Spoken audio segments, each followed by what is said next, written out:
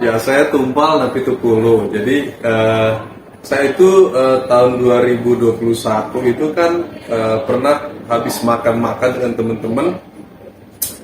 Tiba-tiba saya itu apa namanya, kram, di sininya kram. Terus mau pingsan itu. Saya diem aja. Teman-teman nggak tahu kalau saya itu mau pingsan. Tapi saya diem aja. Saya terus berdoa, ini gimana ini, kenapa gitu. Saya nggak ngerti itu kenapa. Terus akhirnya waktu itu saya tahan berapa lama, saya sambil berdoa. Akhirnya agak enak, baru kemudian itu berlalu, begitu saya bisa pulang. Karena terus tak lama kemudian di rumah tuh saya alami hal yang sama. Nah, itu didampingi istri. Istri lihat, anak-anak saya lihat kalau saya itu kram lagi di bagian perut sini. Saya konsultasi dengan teman, terus teman bilang kamu itu kateter aja. Akhirnya saya kateter di rumah sakit Omni Pulau Mas. Setelah dilakukan kateter, ditemukan bahwasanya saya itu ada penyempitan pembuluh darah itu 37%. Jadi nggak perlu pasang ring gitu.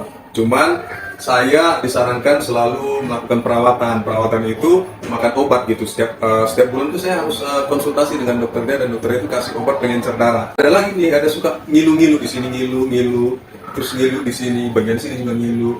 Terus gampang kram gitu, kalau kita duduk jongkok gitu ya, ininya langsung kram. Dikit-dikit kram gitu badannya. Terus saya mulai frustrasi gitu, karena kalau kita mau ke BPJS itu kan kita kan harus ngantri gitu ya, sementara kita kan kerja. Nah, ini saya lama-lama setelah 2021, 2022, 2023 itu saya udah mulai frustrasi banget gitu loh, karena nggak ada kesembuhannya, nggak ada.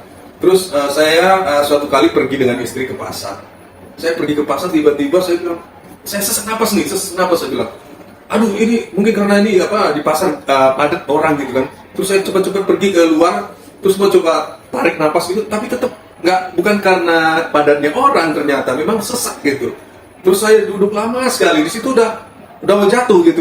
Saya langsung duduk di motor, udah saya duduk aja lama sekali, saya baru ini lama-lama baru ada sedikit lega, baru kemudian saya pulang. Seminggu kemudian saya belanja lagi, pergi ke Pasar Senen. Nah, di situ tuh yang saya sampai mau pingsan tuh.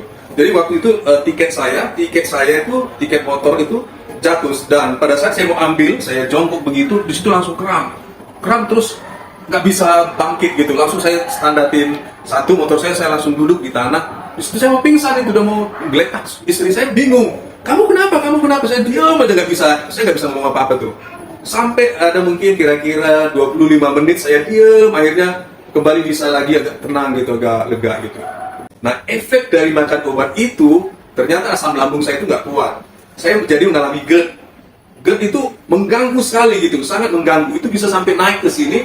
Malam-malam itu bisa kita tiba-tiba kayak mau pingsan juga gitu. Tiba-tiba napas kita ketahan, nggak bisa ini. Kita terus berdiri, harus cepat-cepat itu berdiri, minum air putih. Itu biasanya baru bisa agak lega lagi gitu. Nah, jadi ada beberapa efek kalau kita makan obat-obat yang mengencerkan darah itu. Akhirnya saya diundang datang ke kantor Sinergi.